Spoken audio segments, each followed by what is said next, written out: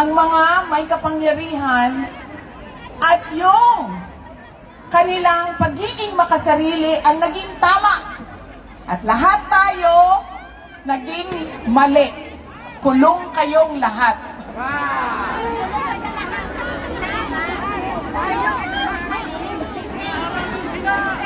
Ganon ang estado ng ating bayan. God bless you too. God save the Philippines.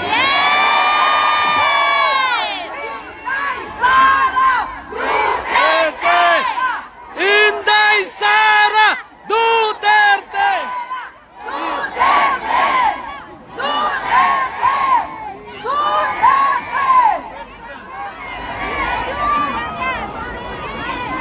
Isa pa na laging nangyayari sa atin,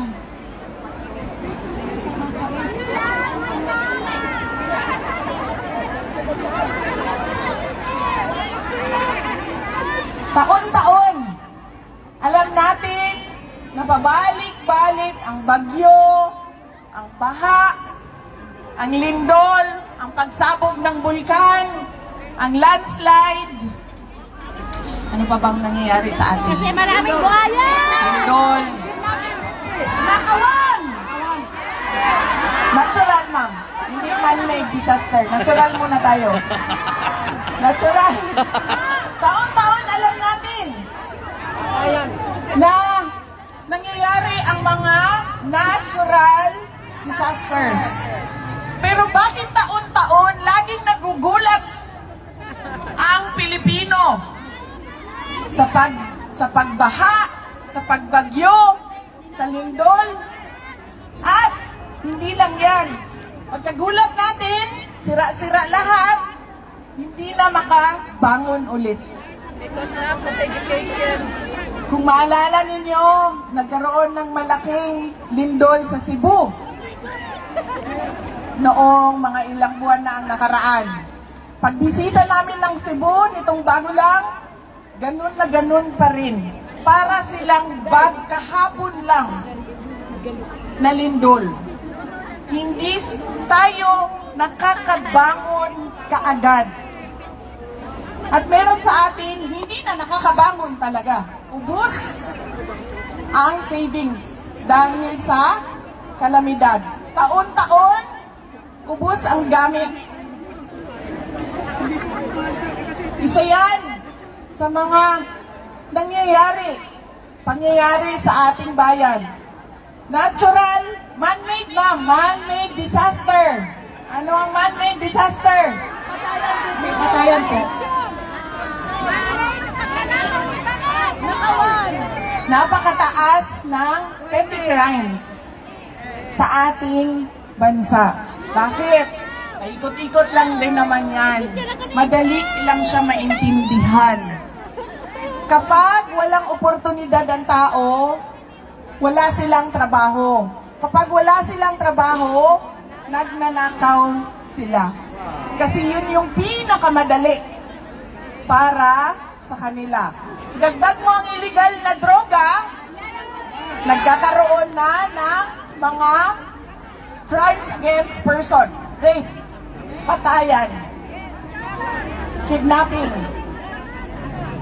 Ganon ang nangyayari sa ating bayan. Hindi lang tayo bugbog sa natural disasters, bugbog din tayo sa man-made calamities o kagagawan lang din ng tao. Hindi naman kasalanan ng taong bayan, kundi kasalanan ng iilan na mga nakaupo sa pwesto. Dahil, babalik tayo ulit, nandun tayo sa nagkanya-kanya na ang mga leader natin.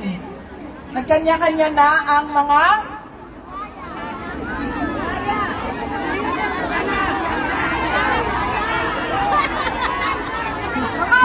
Philippine crocodiles.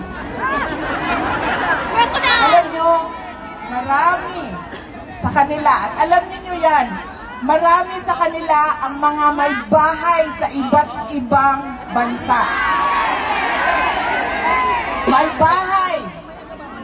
Paborito nila sa Spain, sa Australia, sa Amerika, Paris, sa iba't ibang lugar kung saan may golden visa. Napakadali para sa kanila na umalis ng Pilipinas kapag hindi na maganda ang sitwasyon.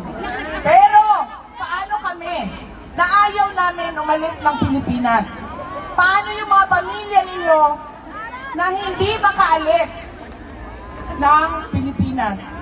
Iiwanan na lang tayo na magtiis sa kalat na ginawa ng ilang Pilipino lang na makasarili ang kanilang interes. Dahil wala silang pakialam kung anong mangyari sa ating bayan. Dahil napakadali para sa kanila. Ilang milyon, bilyon. At sinasabi ko sa inyo, darating ang 2027 budget, ubos na naman yan, sinasabi ko sa inyo.